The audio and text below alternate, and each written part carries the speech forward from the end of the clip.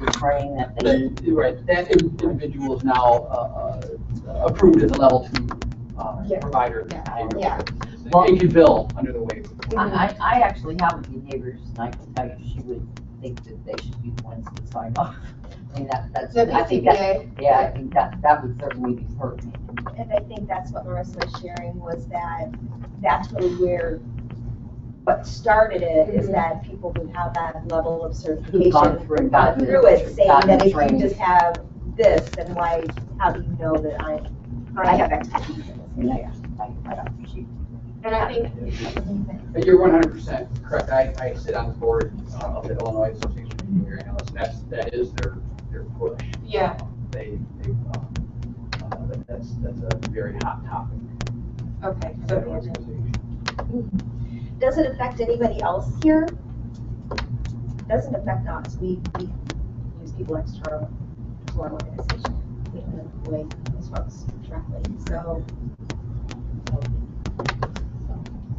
It may be, and Kim had mentioned, it may be something where when we've been working on behalf of one member, if this is how they're enforcing it now. So, you know, if you want to make that, if we're going to make the change from one member, we've got to make the changes to the policy. So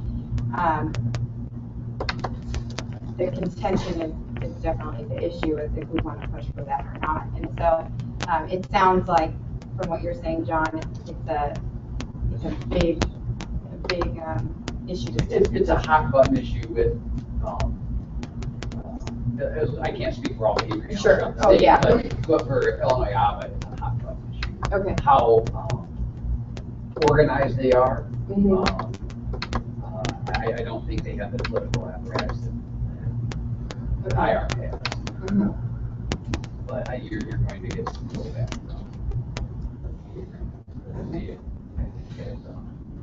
Approaching on Sure.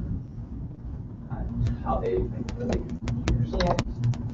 The SW had a response to this, is that what it sounds like to me is this is an issue of, the psychologists are also qualified, so you're Right. talking LCSW, BCBA, so I just wonder what the response from the NXW has been.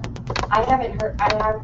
And I can approach them about this, but my only understanding is that the Behavioral Analysts Association are the only ones really involved in this right now. And again, it may be that they don't know about it, because it sounds like,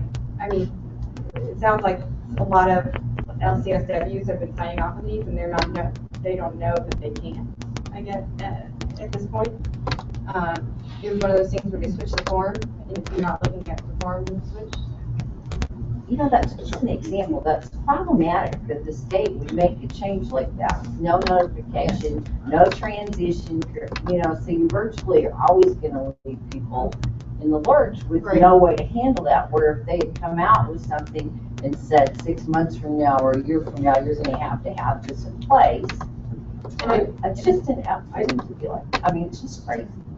It's not an issue for our organization, but I guess I would argue, why not go for greater flexibility here? Why limit it?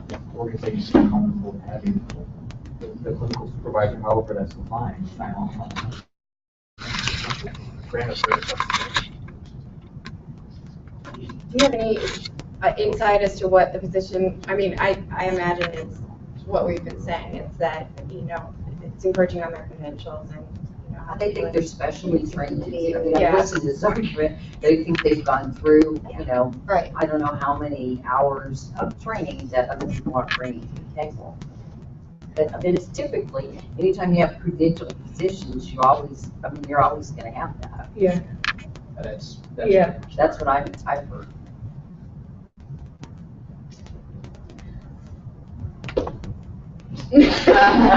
Well, and Kristen, what you were saying, it may be something we want to, that would be a good compromise, would be to put more, list more other clinical supervisors in there, so LCSW or. My question would just be, what is it that the clinical psychology degree allows you Yeah. to be able to sign off on this versus the clinical social work Mhm. versus the DCA? I can understand that there's a training, there's a very specific orientation to the practice, but for me, the question is, what is the psychology doing in there if only BCBAs can sign off? You know, Yeah. this is problematic for my framework. Yeah, yeah. I'm I wondering, suppose I'm gonna switch up something. Yeah. You know, like, I'm just curious about mine. Yeah, I'm wondering if we wouldn't just ask them to take a step back and why don't they announce what they're planning to do or what they're doing first of all, because they haven't even done that. Right. And find out, explain their Mhm. rationale, what's happening, open it up for some comments.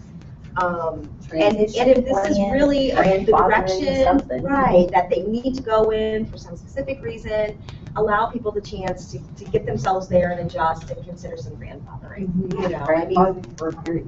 you get the best. if you're already there, why do you have to change it? Anybody new coming, on board next July, then they would have to do it. Process for LC studies by which they can certify that they had extra training above and beyond their MS study and have their clinical practice been within this field. And so therefore, does it make them more online? It's not going to be disrespectful. Maybe from a person-centered perspective, by making this change, how is it affecting the person who might think they're receiving those services and now is not? And how did they consider that in the process?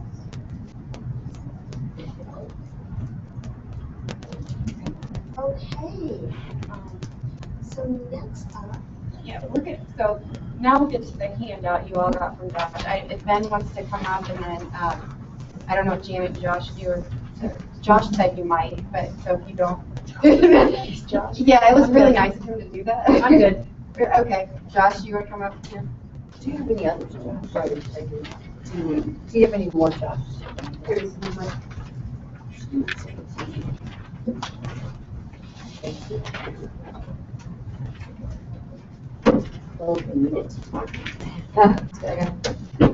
What is this, Ben? Exactly. It's good chicken scratch. Do you just want to lay some background as to how? I can do my best, and I'll do what I call the Jim Parker, you may be familiar with, works on the Medicaid program HFS, which is, they'll say, I'll start talking until somebody that knows more or can correct me will speak up, as I look to Janet. So for some, what really, That's why I like to sit on here. I think the crux of this was, my interpretation of it is whenever the draft application for the FEMA was published, there was a definition in the back end of that on residential habilitation that has been unaltered despite our efforts at challenging it and requesting changes of it before it was submitted in application form to CMS on June 4th, which is to say that the SILA setting would be defined as in the residential habilitation setting as 4 beds or less. Any provider as of, or any homes as of January 1st, 2014, that are larger than that, or 6 to 8 bed or 8 to 16 bed, would have to be could be funded moving forward with an approved plan of downsizing, I believe, right? Approved by the administration, which naturally that sent off our alarm bells and sent off your alarm bells and others, given the where we're at in terms of only 12% of all beds in SILA capacity being 4 bed or less, whereas 75% are between 6 and 8 bed. Realities that you know and deal with on a regular basis. And so we went to the administration on this, and it should be no surprise to anybody. It's certainly Michael Gelder, who is the leader of GoGet, which is controlling all things transformational with his administration right now. That he is, as Art would say, drunk on 4 bed settings or less. Primarily motivated by, I would say, the money follows the person demonstration grants the state gets, which is if you move somebody that's been in, I think, a institutional setting for 365 days to 6 months. If you move them into a 4 bedder setting less, then you get an enhanced match for up to 365 days. And so that's kind of, we've been consistently getting that kind of feedback from the administration. 4 bed or less, 4 bed or less. Why aren't we building more 4 bed or less capacity? What are the problems here? Why aren't you guys doing this? 20 records is going across the state. When he talks to folks talking about how families more and more want, this is his thing, I'm on. The 4 bedder setting less, and saying the reason why is that basically the state doesn't pay in a manner that would allow for the expansion and creation of that capacity. So Janet has gone with Art and Carl, and more recently now with Ben and Jeff and his staff, Jeff Stouter, with his staff to kind of really engage the administration and kind of basically outline for them, we know what it is that you need, this is what you need. So in our most recent meeting with Michael Gelder, Kevin Casey, Mark Doyle as Secretary of DHS, and an individual with OMB, it was professed to us that the state's got to move like 80 people by January to meet its MFP target in DD.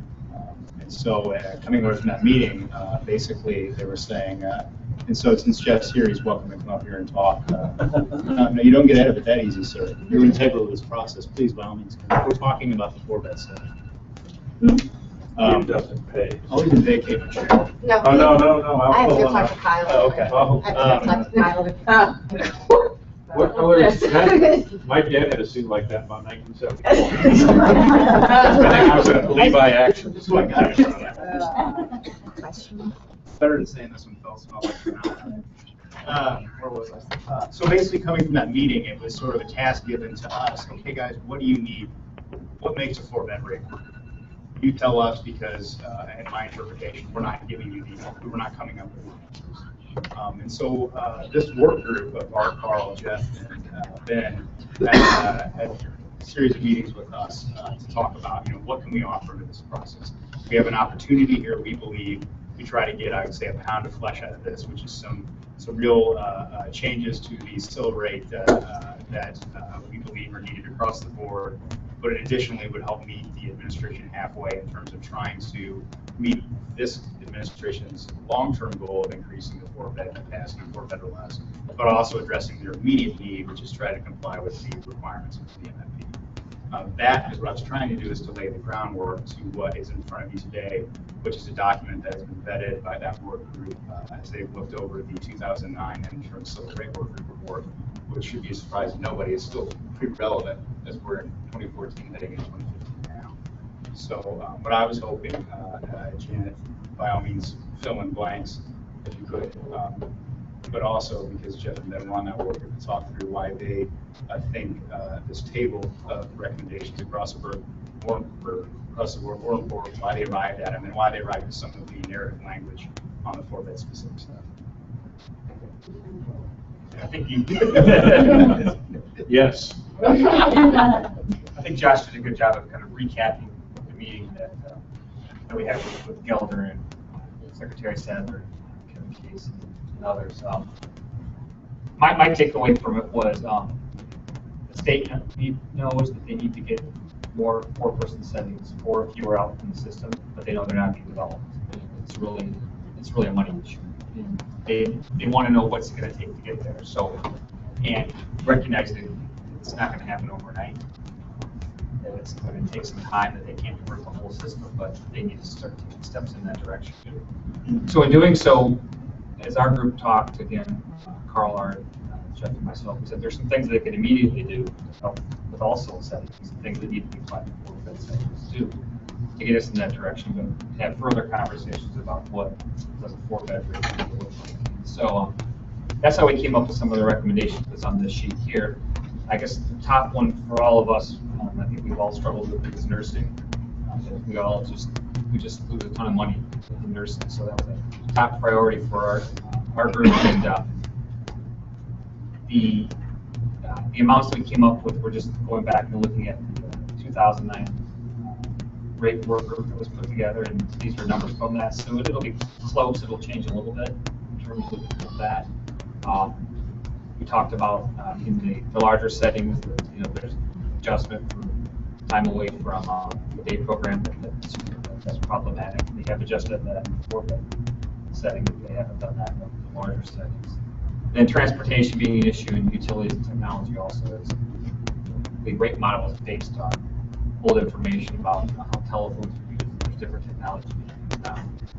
So what we thought that this could be an immediate ask that they could address and help us with some of our funding issues to advance us more towards getting to the 4-bed settings, and then engage them in more specific conversations about your other things that are need to be addressed in the 4-bed settings. Yeah. And using the 2009 document pretty much took away any argument they had on where the numbers were going, because they agreed when it came out, so they couldn't fight us on this is the baseline problem. And the other thing that they, they still, I think until that meeting, someone failed to recognize is the transportation issue. I know Greg has some stories that we have in our area where people have put up these 4-bed homes, and except for DT, the people who live there don't get out of the house because there's no vehicle to move people around. So yeah, they're living in a 4-bed home and they don't go anywhere except DT and back. And that isn't really a goal, and that's when it was nice to hear Gelder admit that the 4-bed thing isn't a policy issue as much as it is a money issue. And so the other thing that came away from this is there's the first time I heard Kevin Casey say it was that they see the 4-bed as a necessity in the future, but they know that they're not going to be out of the ICFED business and the 8-bed business and the 6-bed home business anytime soon. I mean, not in the foreseeable future. And that was the first time that I think they've been honest about that, because we told them that the homes that are most desirable that we have are the 5 and 6 person homes, because you have the extra staffing, which they didn't get in the 4-person home, which is a bigger problem with that rate, and the ability that if Ben doesn't want to go to the circus and the other 3 of us want to go to the circus, there's enough staffing that in a 5 or 6 person home that if someone's sick or they don't want to do something, they don't have to. And in a 4-person home, we said somebody's sick, nobody does anything. And so when you look at this rate, I think is reasonable increase across the board on Scylla, but I still think the thing that they can't get past is on the 4-bed home rates when it comes to rents and utilities and staffing, that they're still about $16,000 off the average 4-bed ICFDD rate, and that's without the DT issue. And I don't know if we'll be able to hammer that out with them. But I think the only bad thing is that I think getting them to move on this is dependent on us being able to come up with 80 people that they can get into 4-bed settings by the end of the year. What is their definition of institution? They have to come out of what? They got to come Legis, a state op, or a 16 or larger downsize. But I think they would count that. So the one thing was the 6-packs are an odd deal, and the 4x4s. I don't know how many people have any of those arrangements. Cornerstone does it, and we do, where we have 4 and 6 person ICFs. And so converting them to a 4-person ICF means moving a couple people out and not having to develop a lot of new space for folks. So I think we could move them. I don't know. We'll know on September 9th if they can come around on a 4-person rate enough to make this happen. There are some odd things they can do. I think we're going to push them to give us the startup costs, even though we're not really developing a lot of new space.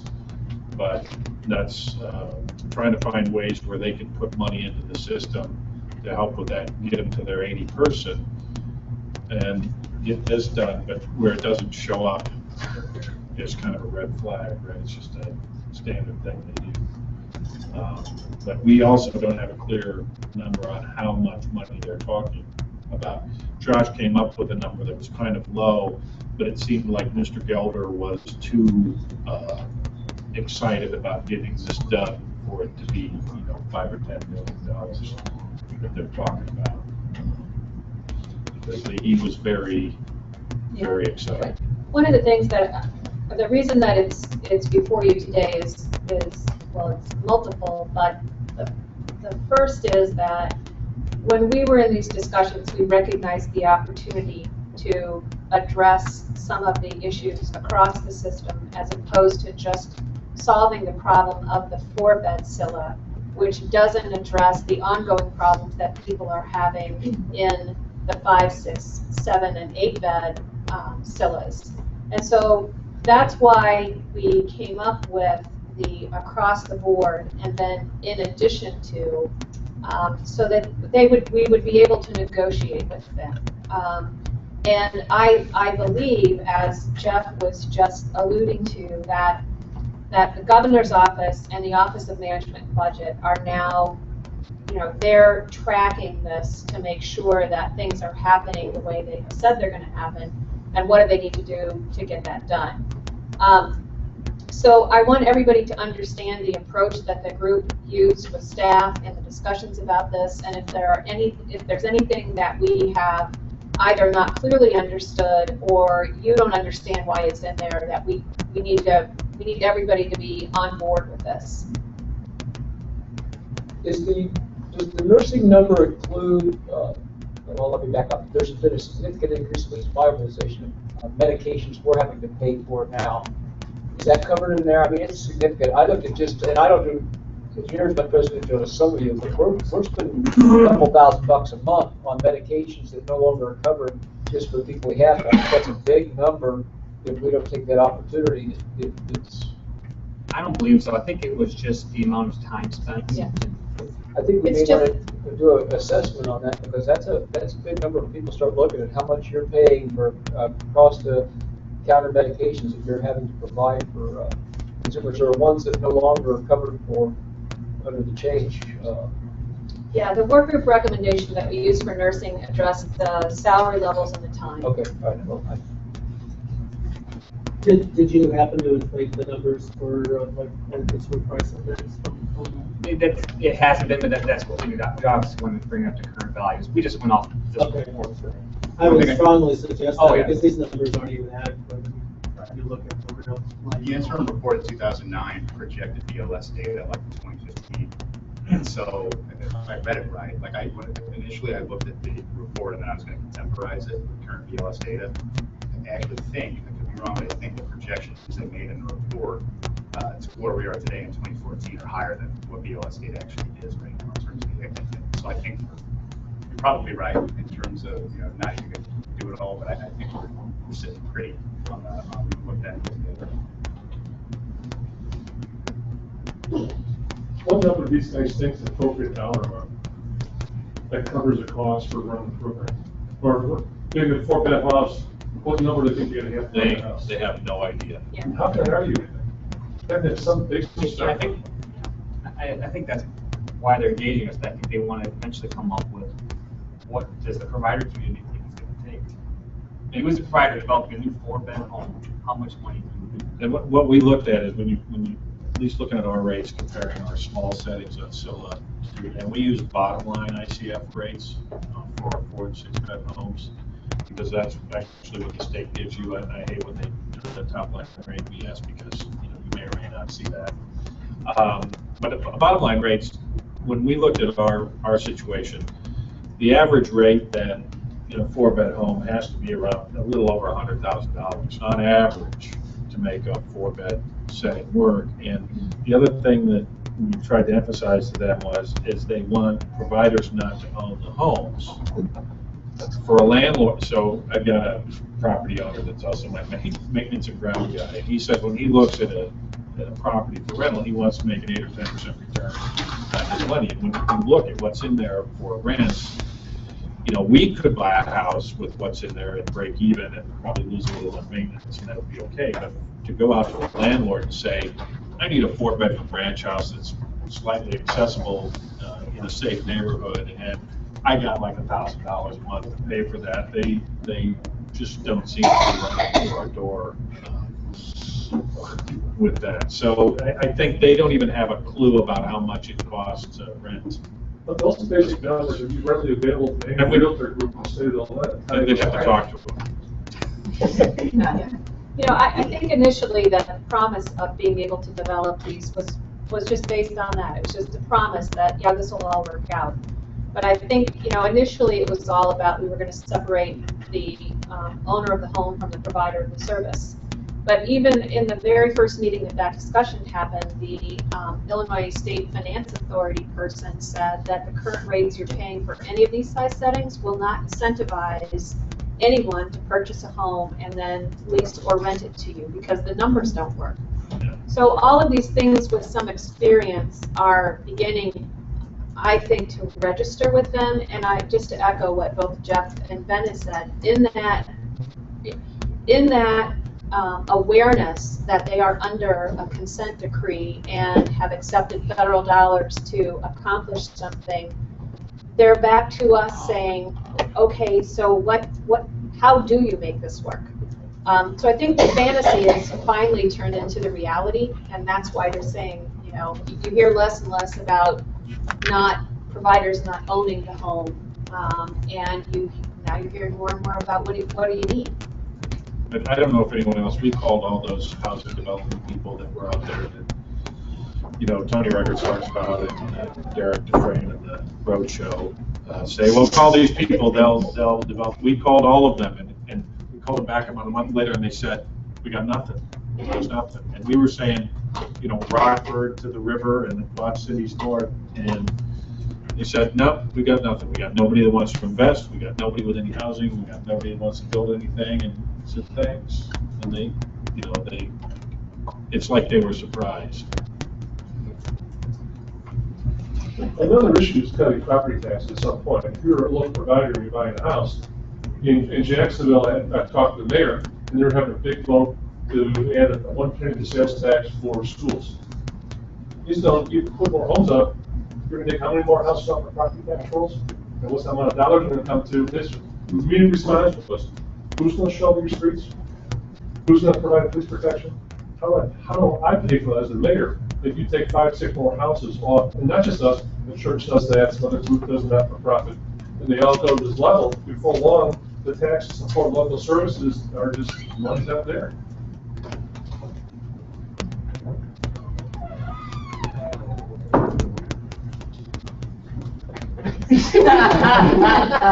I did have a question. With the 4-bed still a specific adjustment recommendations, agree with them all, absolutely. Would the intention be that if you have current 4-person solo settings, that this would kind of be, you would be able to then kind of reevaluate where you are, or did you talk about? We didn't really get it.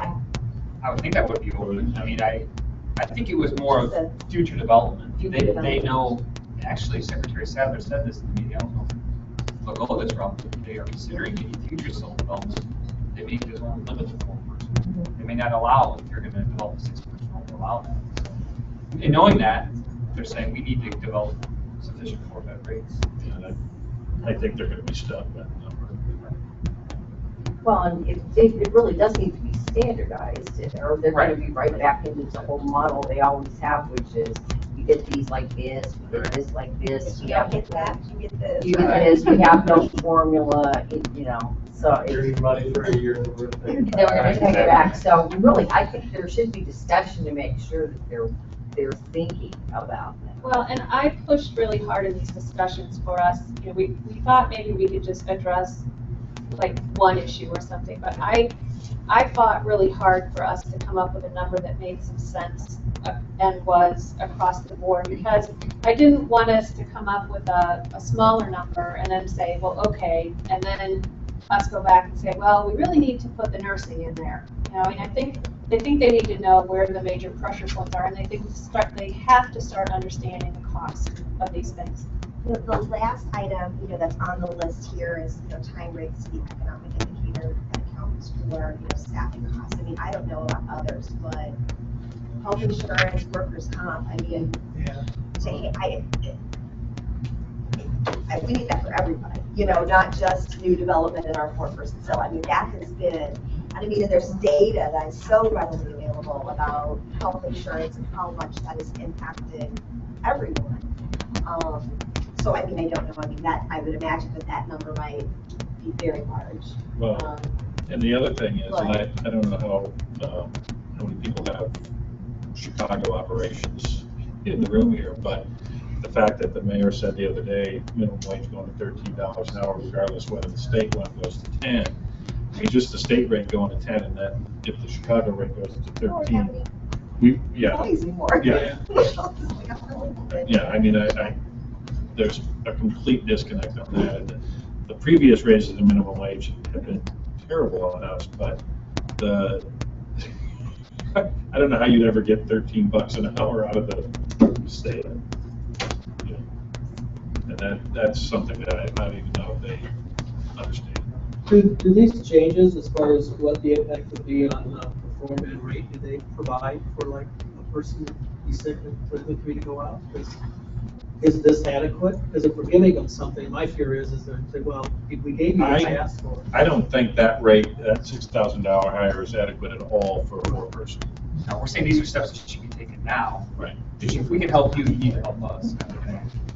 You know, as you're engaging us, let's make these adjustments. Kind of they did like they did with the fringe benefits. I thought, and doing the Jim Parker thing again, with those things under the 4-bed, what we were trying to do was give them something to look at to try to give providers that are establishing 4-bed or less or going in that direction some, and the rates division, some flexibility to do support there to meet the unique situations of the individuals in that home, aka pump up the dollar amounts.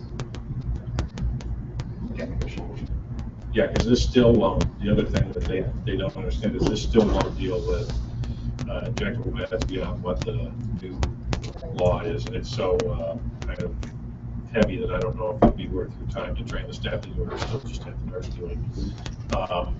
But it still doesn't deal with tube feedings.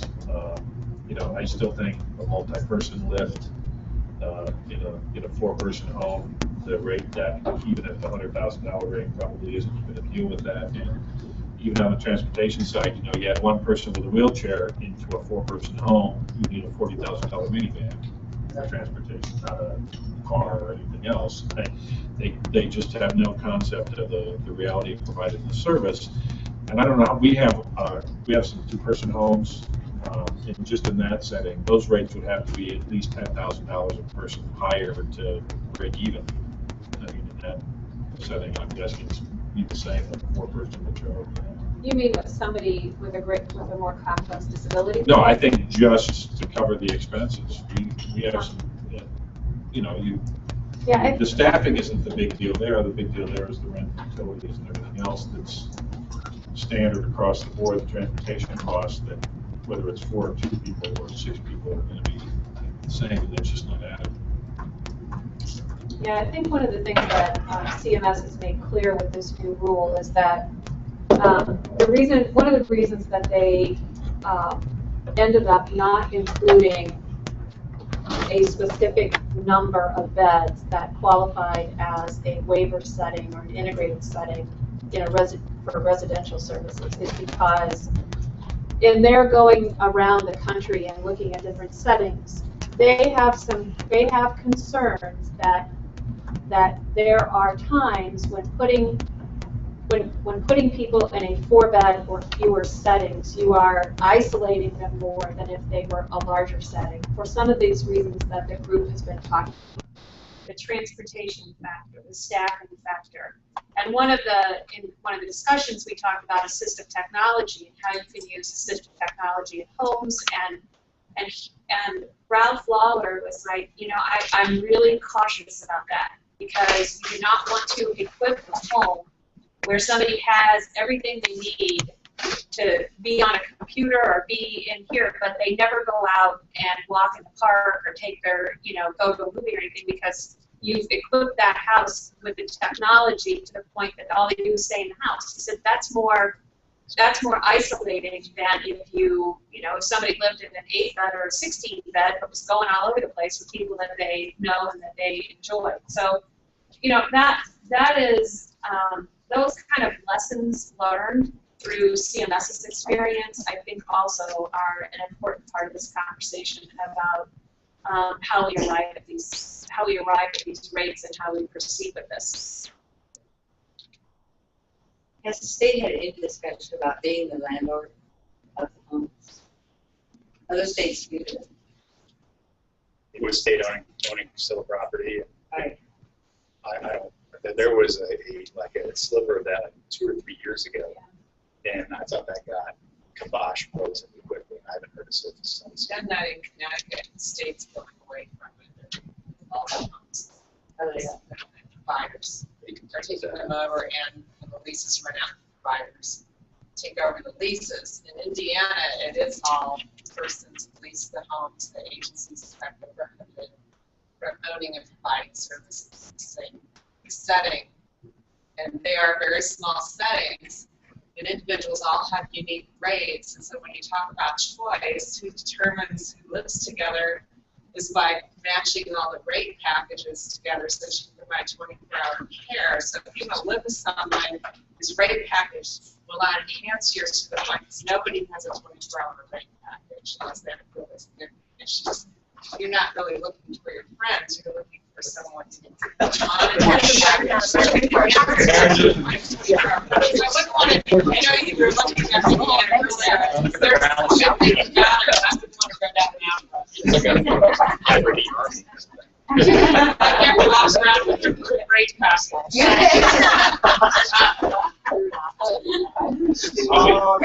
did tell them on that the house rate would work better for small settings because of that. You know, we've got a bunch of specialized homes that have home rates that are negotiated, and if they really want to develop 4-person homes, you know, not an individual rate, but what it takes to run it, house rate would be better, and then I think their head spins around it. Yeah, absolutely, because it's a nightmare. Related, but not specific to the, although I guess it could be specific to the solar rate. I'm curious, is anybody else here part of the Supported Housing Institute that PD Council's funding? We are, and it was made very clear that with the development in the future of the use of supported housing in our system, that any development there would have to be, there could only be 25% of the people who live in any setting would be people with intellectual and developmental disabilities. So, you know, if you're developing, you know, a 12-person unit, only 25%, and not over that, and they actually tied it all back to MFP as well, and the 3 classes of people that you just talked about here. Ligas, people moving out of ICFTDs, and SMBs for the money that follows the person. Yeah, it's interesting in the presentations that Lori Baker has been doing around the state. You know, she's been talking about the use of vouchers and those kinds of things to allow people to move into smaller settings. And so what I have heard in feedback from people is that those vouchers are so limited that they're almost impossible to get on a good day. And so she clarified for me that the availability of those dollars, which is very much what you're saying. So now it's like, well, so this was supposed to be the thing that made a difference, but it's only available to this very small percentage of people. So, I don't know, I mean, one of John Lipscomb's greatest frustrations is that we do these things and they are opportunities for 200 or 300 people, and the other 10,000 people that are receiving services continue to not be able to have opportunities because the state won't truly invest in them. So, you know, that's the other thing with this discussion is that at some point they have to accept responsibility for where we are, which is, you know, we're not funding rates that allow you to do what we want you to do, but we want you to do that anyway.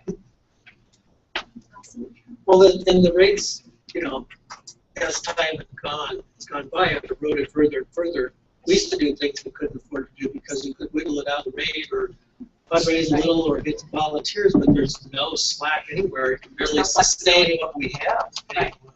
Well, I think that's a very good point. I think that should be part of the discussion too. Is whatever we do, we need to have something. However they develop it, it's some type of annual increase to account for that. Or else 10 years from now, we don't get back to the same boat, even if we get the rates we need. 2 years. Yeah. I don't think they can give enough to get us in decent shape to do what they want to do anyway.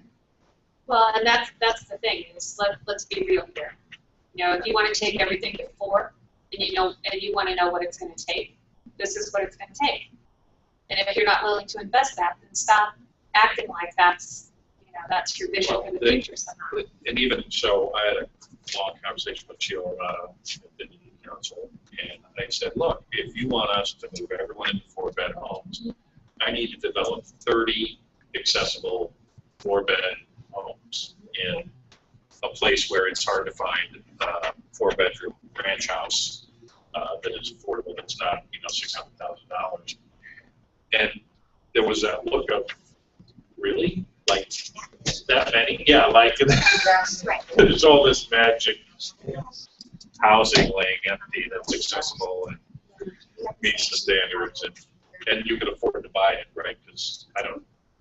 Housing's very important. So I want to say, as we're exploring this, which we'll take to the board later today, that my hope is that we have a common understanding and a common agreement that this would be a good approach to the opportunity that is before us. Because one of the things that I know that they do is they reach out to, they try to peel people off by incentivizing them separately. So I'm not saying that that's not going to happen, but I also hope that they wouldn't call somebody and say, would this help you? And they would be like, well, no way. I mean, we wouldn't want nursing. We would want, I don't know what. We would want vans or something. So that's the other thing that is important to me, is that we're negotiating from a strong position. And when I say a strong position, I mean a membership that's informed, membership that's committed to this being a pathway to where we want to go. So, Janet, are you looking for the endorsement from the community that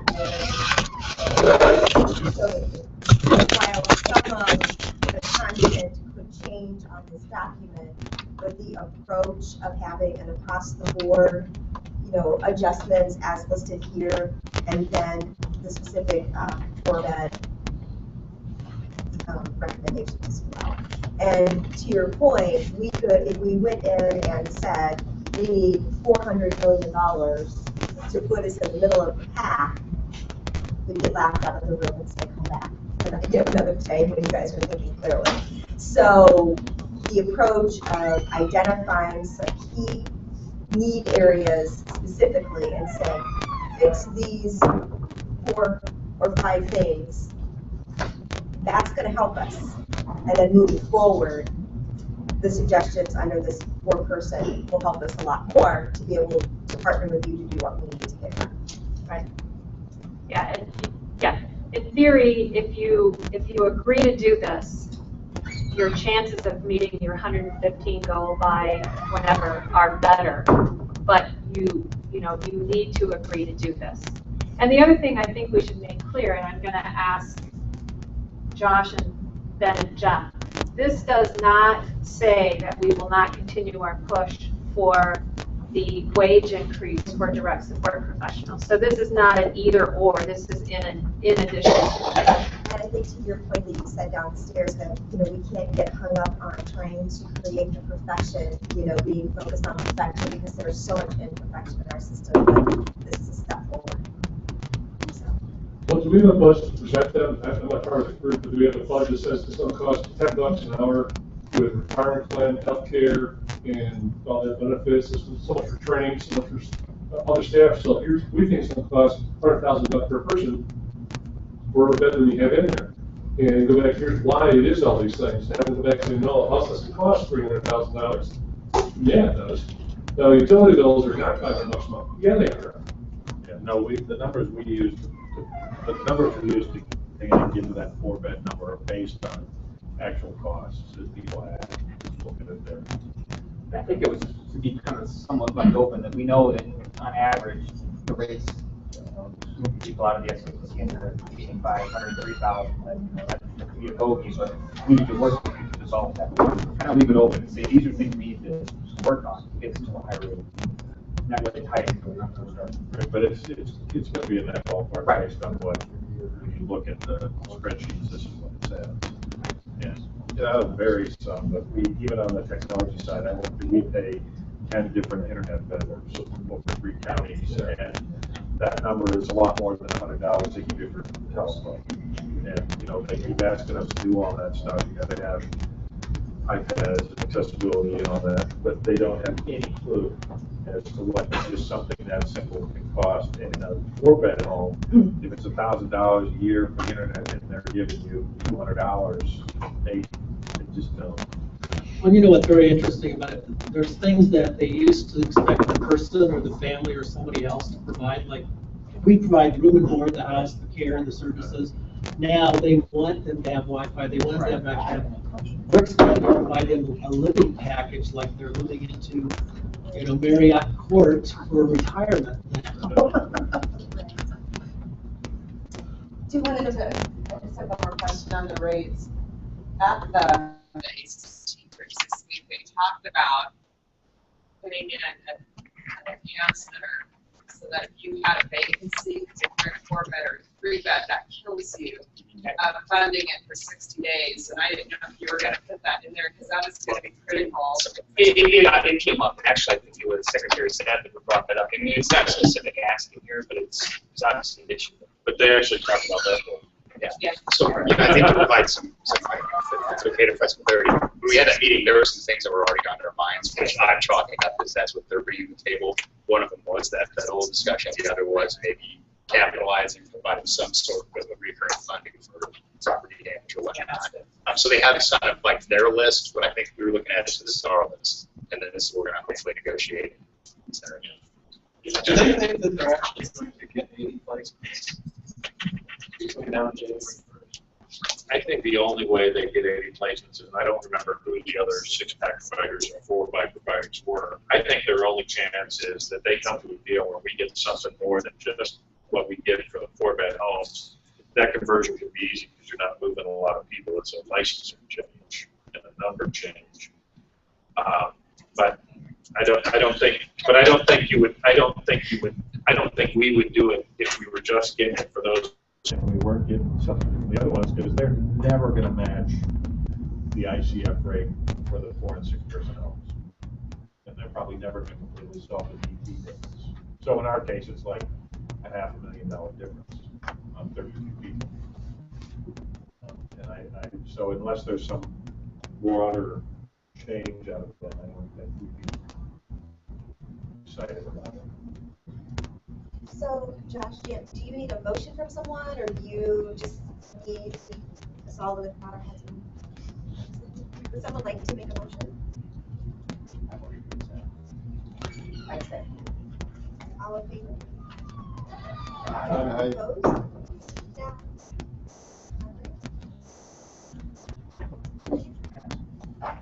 Yeah, thanks. I think really we just wanted to have your feedback to make sure that these seem like top priorities. And everybody, I should have asked this before the motion, but everybody understands the DT time away adjustment? I'm assuming. I guess, just quickly, it seemed they deduct 7 hours right now for your day program. Typically, you're staffing that somehow, transportation or whatever. You only get to take 5 hours for your day program, so obviously there's a disconnect.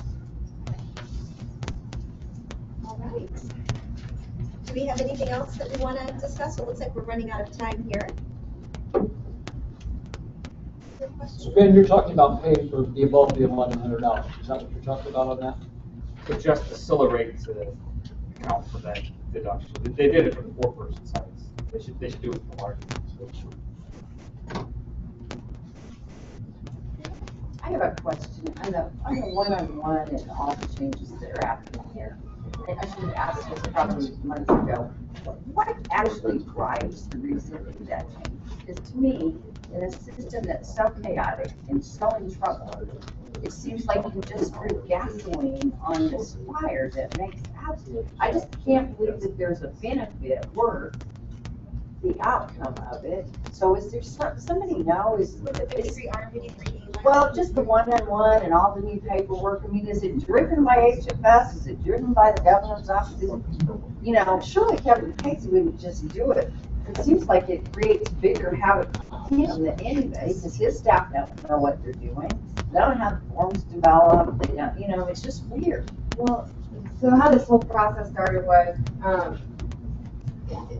about a year and a half ago now.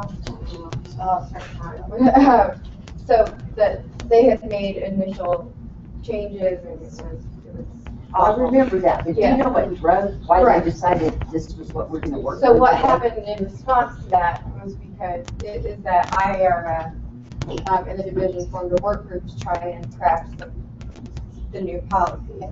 And so some of this is reflective of that, when some of it isn't. That's what drove the new policy's implementation. But they actually did something with it, which they've talked about thousands of things, which they never ever seem to come to fruition with. I think So that I'm just curious, there must be something bigger driving it. I think what happened is that that as a result of monitoring people that were moving out of JDC and beginning to move out of Murray, they were doing some go-arounds to see that with the additional dollars for staffing, that people were actually staffing to those levels. Although those staffing levels were never specifically described to them, it was more about giving them the flexibility to serve someone with a greater need or in a transition situations. But when they started going around and realizing that the staffing wasn't clear, I think the governor's office said to them, get this cleaned up. And that became the impetus for the discussion. And so, I mean, it's not resolved. And as the packets have come out, people have been working through the process. It's clear that there are still issues with the basic premise, and there are still training issues that exist. And we just advanced to the Division of PD earlier this week that they need to take a step back. But I think now the pressure is already ramped up. And I think the governor's office is back involved in how all this is happening. And now it's like, okay, we need to figure this out either differently than we have or make it more clear than what it has been. So Well, I just think the governor's office, if they want to do 4 beds and they want to do all these things, they need to quit shooting themselves in the foot they by need to putting out stop something. hiring consultants. I don't know what it is, but I've been a person who did some 4 beds, but when I look at this, it's just sort of like, why do I even do this stuff? Because next month, somebody's gonna write some stupid thing, and I'm gonna have to revamp it all. And it just seems like I just felt like someone else had to be pushing it, because it has to be a nightmare for Captain. It's never gonna go away. So I don't know what would motivate him, and if the governor's office don't see that they're already asking people to do too much for too little, but yet they want more, the worst thing in the world you can do is implement something like this. They just need to deal with that. Well, I know they've had some providers who said, yes, we'll do that and we'll staff it. And they took the money thinking they would just get the money and then had no intention of staffing to the levels they agreed to. And then when the auditors come out and they say, oh, you don't have 4 people on the overnight for 4 people, which no one in their right mind Well, would then you do. gotta get them. But You might. then, and so they have been taking that money away, but I don't But think you don't they. do this. Right, I know, they just don't. And so we're having Kevin Casey's going out to our place, I think on September 9th. And we're gonna send him to one of our specialized rate groups in DT who has, 1,000 redirects an hour, and we're gonna give him a pen and paper. We're gonna have him stand there and have him chart it for us to show us how you're supposed to do it. And then do the paperwork. Yeah. Yeah, the other thing I want to say about the 53 R&D process is that we were actively engaged in the discussion. And so through the best efforts of our staff and some that we had providers we had working through this with us, we thought we had arrived at something that made sense.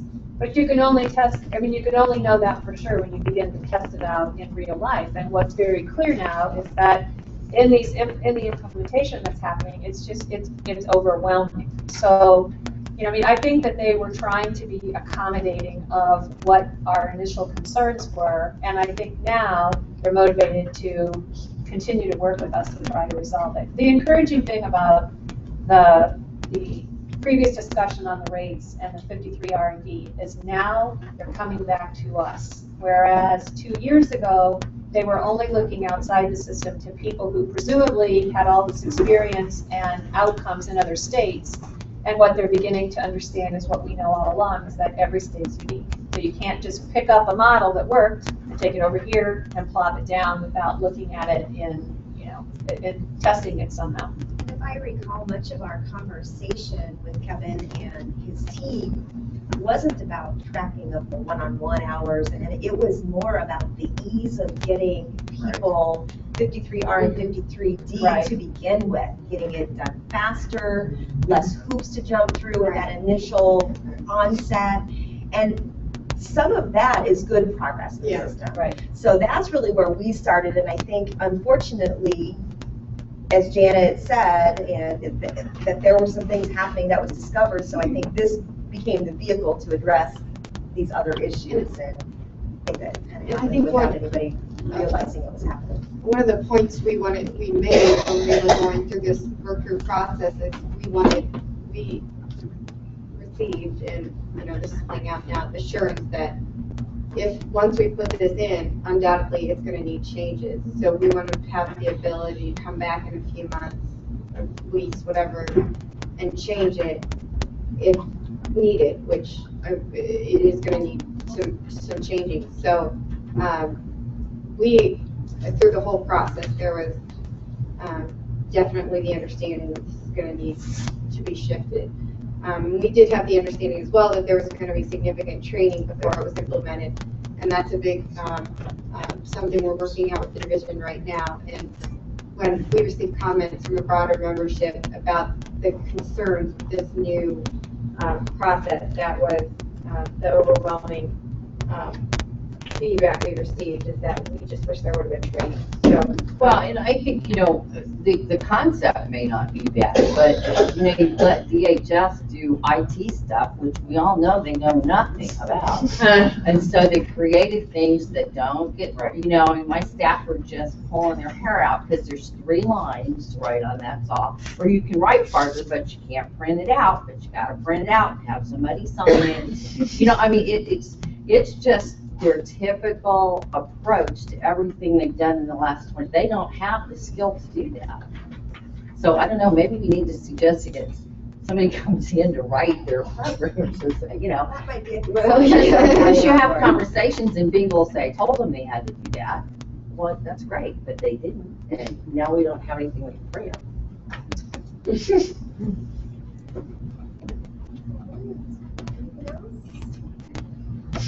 All right, once again, Marissa, thank you. We wish you all the best. I